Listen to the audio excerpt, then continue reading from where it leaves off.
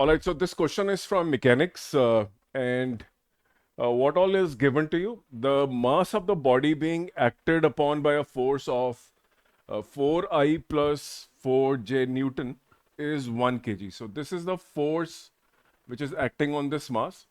The initial position of the body is 0, 0, and after some time, the position becomes 1, 1. Okay, if you see, it's a two-dimensional scenario on x and y coordinate.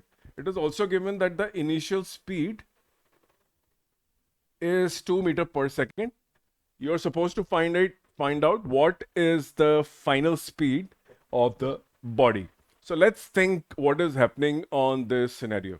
So of course, if you have this force, you will have an acceleration of the body which is given by 4I plus 4J upon 1, right? So this becomes your acceleration in a particular direction. And you also have a displacement, right? The total displacement, if you have to write, is 1 minus 0I plus 1 minus 0J, right? So this is I plus J. This is your displacement. How do you calculate displacement when x is given? X final minus x initial. So on a graphical situation, you were at origin, you reached 1 comma 1. Okay, so this is your 1 comma 1, and you reached here, right? So this is 1 comma 1, right? So this displacement is this. Okay, we can always easily find the, so this is in meter. We can find the magnitude. 1 square plus 1 square is equal to root 2. That's your length of the displacement, right? If you notice, force is a constant force. Okay, so this is a case of uniform acceleration. The acceleration doesn't change. Meter per second square, sorry. Okay, the displacement is known, the initial speed is known. So which means, see, it starts from here. The initial speed is known, but what we don't know is the way magnitude is written, right? So that part is missing. And even in the answer, the direction sense has not been asked. Okay, so they're asking the value of the magnitude of the final velocity. There is no reference to the direction.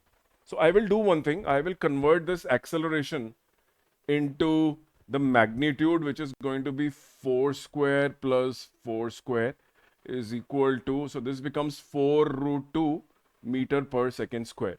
My initial speed is equal to 2 meter per second, and my distance or the displacement which I've covered, I can find using this, right? You have moved through this distance in a straight line, so your distance and displacement are same. So what you get as your displacement is also 1 square plus 1 square is equal to root 2. Now v square minus u square is equal to 2as, and v is something we have to find. The initial velocity is given to be 2 square is equal to 2 into, now if you have to write, the acceleration was 4 root 2, 4 root 2, and then the displacement is given by, I think we found out to be root 2, okay, root 2. So v square minus 4 is equal to 2 4s are 8, 8 2s are 16. So v square is equal to 20 and v is equal to 2 root 5. So this is approximately 2.23, right? The root. So the correct answer is 2 into 2.23 is equal to 4.46. So this is your correct answer. If you notice, the difficult part of the question was the mixing of vector and a scalar. But when I saw the final answer, I found that the vector part of the question is missing. And therefore, I did not write this equation, v square minus u square is equal to 2as, vectorially. Otherwise, I would have written this part as a separate part in x-axis, which is I would have written another vj part, right? And I would have found the final velocity in x-axis, and then the final velocity in the y-axis, and then I would have taken the square root of the same. But I didn't do that. What I did straight away was I calculated the net acceleration, okay, which is fortunately, I know it's in the direction of, if I say tan theta for this acceleration will come out to be 4 by 4 is equal to 45 degrees, right? And if I notice the displacement also, for the displacement also, the direction is I plus j. So 1 upon 1 is equal to 45 degrees. So it's a straight line motion with acceleration and the displacement are happening in the same direction. Okay, just for elaborating as to what type of motion is it. So this was a uniform accelerated motion. That was a catch. You know, I didn't get confused by looking at the values. I know the force is fixed. If the force is fixed, the acceleration is fixed. The only problem was direction. Okay. Now, answer did not have any direction. So I converted everything into a magnitude and solved the problem.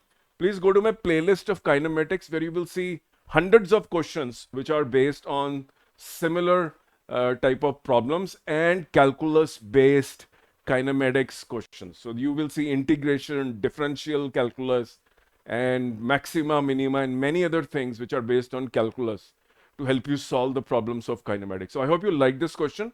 Uh, Please don't forget to subscribe to this channel because you will find a lot of question in NEET and JEE examination and your board examination, irrespective of the part of the world you are or the type of board you are going to appear for.